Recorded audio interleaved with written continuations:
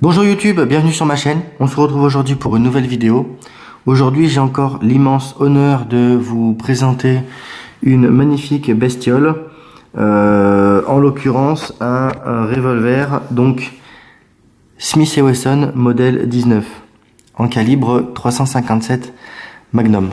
Donc, la vidéo va se dérouler dans deux temps, en deux parties. Dans un premier temps, je vais vous présenter cette arme, je vais vous présenter son historique. Et dans un second temps, on va regarder l'exemplaire ici présent, puisqu'on a un exemplaire dans un état tout simplement irréprochable. Alors c'est pas rare de trouver des armes dans cet état, puisque c'est des armes relativement modernes. Mais malgré tout, ça fait toujours vraiment plaisir d'avoir un beau pétard dans les mains. Voilà, ça fait partie des armes que j'affectionne tout particulièrement et je suis enchanté de vous le présenter. Donc on va dans un premier temps vérifier que l'arme est vide. L'arme elle est vide, il n'y a pas de souci, on peut travailler en sécurité. Donc concernant la présentation de cette arme, rapidement quelques données techniques. Ce revolver pèse 1040 grammes, sa longueur est de 23 cm, la longueur du canon est de 101 mm. C'est une arme, un revolver qui fonctionne en simple et en double action. Sa capacité est de 6 coups. Voilà. Parmi ces variantes, on peut trouver le modèle M66 et le modèle M68. Il y en a d'autres, on va le voir par la suite dans la vidéo. Donc concernant la nette fabrication de cette arme, ce revolver, donc dans sa finition en acier au carbone, comme celui-ci, d'accord, que vous avez sous les yeux, dans sa version en acier carbone, il a été fabriqué de 1957 à 1999. Ce revolver a été élaboré sur une carcasse K, beaucoup plus compacte que la carcasse M du Smith & Wesson modèle 27. Voilà. Celui-ci c'est une version en acier carbone. Il y a également une version en inoxydable, acier inox, d'accord, le fameux modèle M66 qui lui a été produit de 1970 à 2005. Voilà.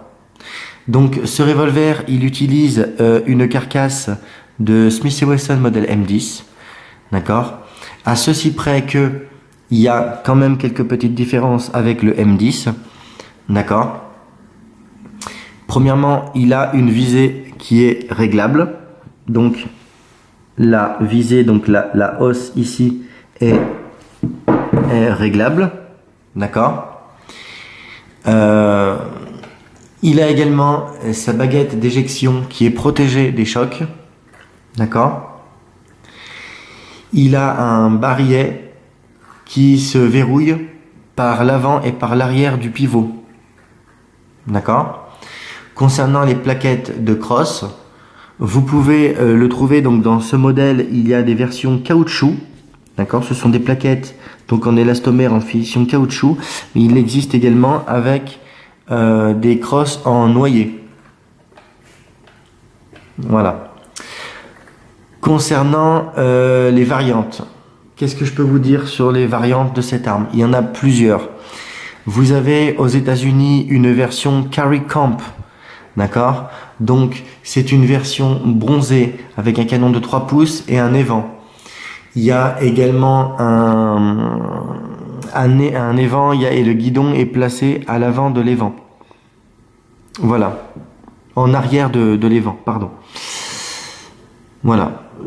Vous avez également cette arme, elle a également été utilisée par la police française. Alors, pas le modèle que je vous présente ici, mais une variante de ce modèle qui a été utilisée par la police française. C'est le modèle Smith & Wesson 19 RS. D'accord? Donc Smith & Wesson modèle 19 RS. Que veulent dire les lettres RS à l'arrière du modèle? C'est le nom du commissaire Raymond Sazia.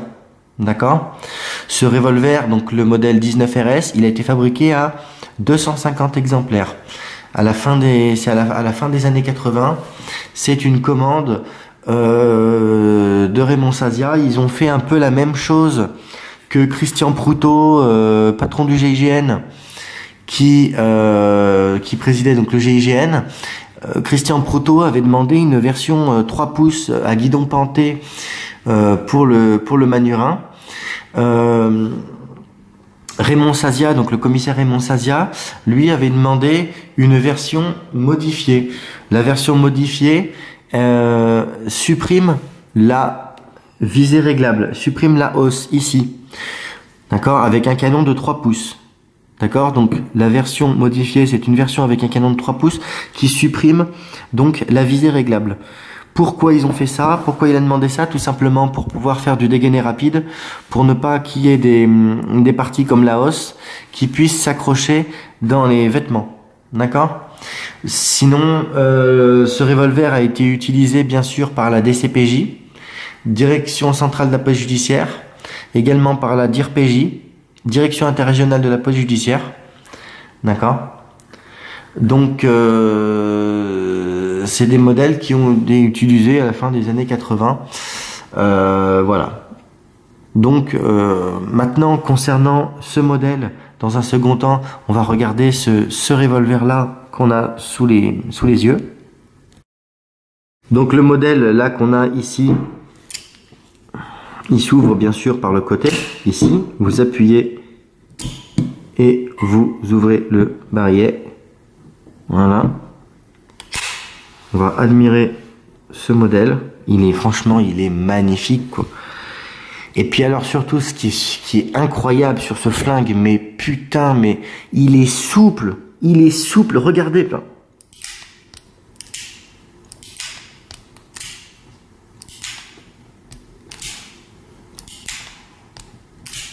Putain. Ce bruit, on s'en lasse pas, quoi. Écoutez-moi ça.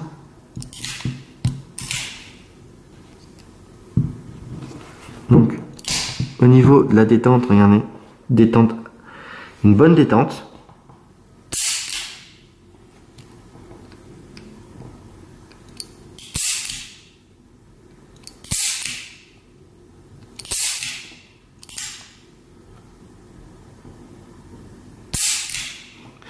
Il a une super bonne détente, ce pétard.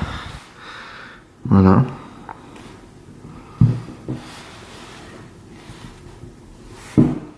C'est tout simplement une très belle arme. Je sais pas quoi vous dire de plus. Il est magnifique.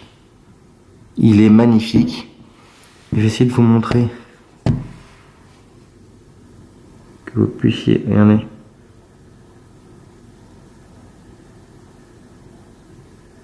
Je vais essayer de vous montrer ça mieux. Ça vaut le coup de le regarder. Franchement, ça vaut réellement le coup. Voilà, quand vous avez vu ça, vous pouvez mourir tranquille. Pour paraphraser Thierry Roland. Super bon guidon, ça. Tu rates avec ça. Tu rates ta cible avec ça, je sais pas quoi te dire, moi. Non, ouais, c'est de la bombe. Littéralement, c'est ça pour moi, c'est de la bombe. Alors oui, je suis pas impartial, bien sûr, je suis pas impartial. On m'a pas demandé d'être impartial, j'ai pas payé par la marque pour faire mon, je sais pas quoi. J'ai pas, voilà, il y a le collectionneur, le passionné qui parle. J'ai le droit de pas toujours être. J'essaye d'être le plus neutre possible, mais quand un pétard me plaît, putain de merde, j'ai quand même le droit de le dire, non?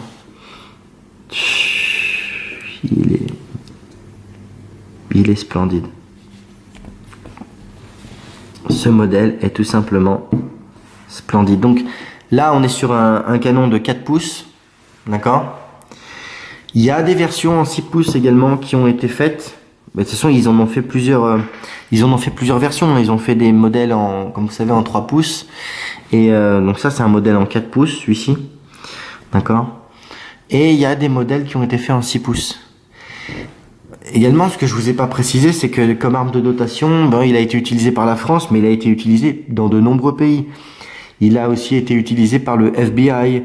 Il pouvait être porté par le FBI dans les années 80. Les patrouilles qui l'ont utilisé, la Highway Patrol, les Chicago Police Department, la police de l'Illinois, la police australienne l'a utilisé également, l'ont utilisé le service des Marshals des États-Unis. Hein, ils avaient ça en dotation aussi avec le Ruger GP100. Jusqu'à ce que ces armes, ces revolvers, considérés comme obsolètes, soient remplacés par des SIG P228, si mes souvenirs sont bons. Voilà. Qu'est-ce que je peux vous dire sur ce revolver? Rien de plus. Bien sûr, il est en 357 Magnum. Les forces de police, quand elles utilisaient ces armes, bien souvent, elles les utilisaient en calibre 38 spécial. D'accord? Mais qui peut le plus, peut le moins. Avec ça, vous pouvez y aller, quoi. Donc ça signifie concrètement pour les novices, pour ceux qui ne savent pas, qui sont dans l'optique de faire l'acquisition d'une arme, que dans ce type de revolver, vous mettez de la 38 Watt Cutter, ensuite vous mettez de la 38 spéciale, vous mettez de la 38 spéciale plus P, et vous mettez de la 357 Magnum. Voilà, voilà. Malheureusement, je peux pas vous faire d'essai actuellement. Je peux pas vous faire d'essai de ce revolver, mais c'est que partie remise, d'une manière ou d'une autre, vous aurez un essai de ce modèle sur ma chaîne. Voilà, c'est quasiment obligatoire. Voilà. Voilà ce que je peux vous dire sur ce modèle. Sans son faciès, admirez son faciès, quoi. Admire son faciès. Ah, il est magnifique. Non, celui qui me dit qu'il est pas beau, c'est qu'il aime pas les armes. Tu peux pas dire que ça, c'est pas beau. Voilà. Qu'est-ce que je peux vous dire de plus sur cette arme? Pas grand chose. J'espère bien sûr que cette vidéo vous aura plu. Cette présentation, elle touche à sa fin. Quant à nous, on se retrouve pour la prochaine vidéo. Je vous souhaite une bonne semaine. Et selon la formule consacrée, bon tir. Et surtout, bon courage au sein de la FF Tir. Ça, c'est encore autre chose.